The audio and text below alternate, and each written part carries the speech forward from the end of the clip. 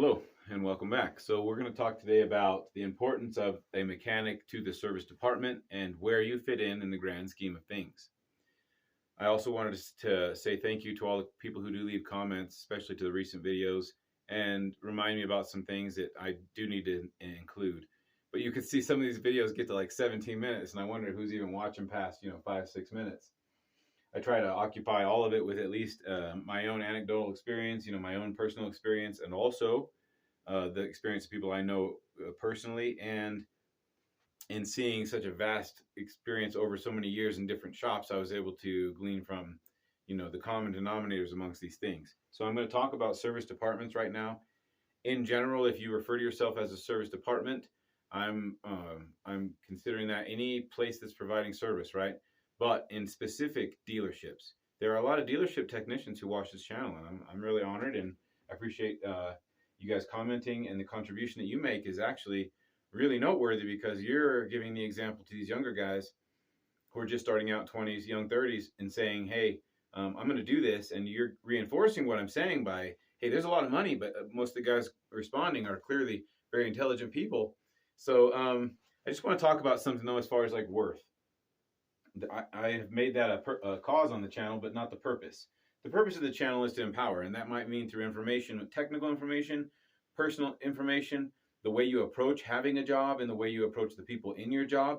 And all these things are going to matter, right? And they all coalesce into this kind of a work experience where you're being credited for the work you're doing and you're working in a good place. So I think a lot of that's incumbent upon the guy to make sure that he asserts his personal value, and make sure that they understand that, hey, I'm not Joe Shit the Ragman. I mean, I've put a lot of time into this, so I'm going to be treated a certain way, and I need you to understand that I know already my value here, and that there's no question to me that I have this value. The question is whether or not you're going to place value on my value with money. So let's talk about it. So we have this circle here, the circle of service, right? And they can only make money based on the mechanic as a center focus of what we're going to go over here. And I want to explain why. We have the general managers. These are dealerships I'm talking about. Some of these positions can be interchanged if you have a smaller operation. But essentially, when I was a young Marine, I was able to draw flowcharts of maintenance, how they come through the maintenance cycle, how it leaves, quality control. I was given the job of quality control over senior Marines because I was very particular about how things had to be. I've always been that way, and I think it's really what has saved me and kept me on the right trajectory is, stamping something with your best work.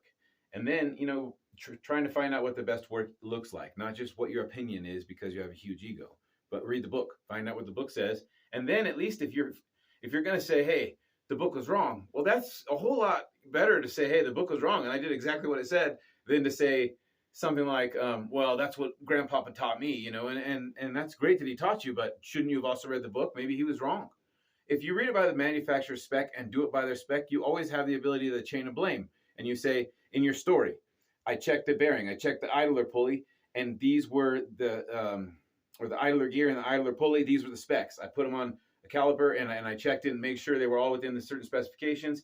And then I write down the specs on my story. I cover my ass, right?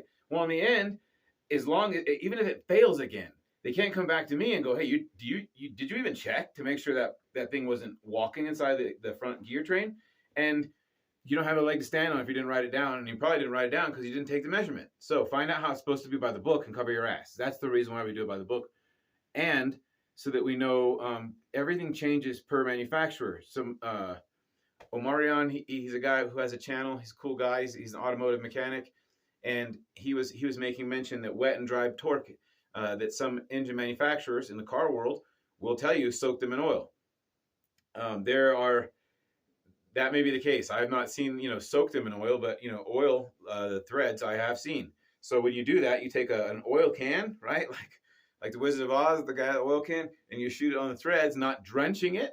But if it's dripping off into the hole, it can hydrostatic lock, and it'll spin the top of the bolt off or any kind of weak spot in there. It'll fracture it and it'll take it off because you can't compress that fluid, right?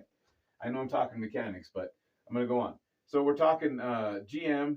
The GMs are let me do this. I'm going to make this one video and I'm going to start on this and just carry through.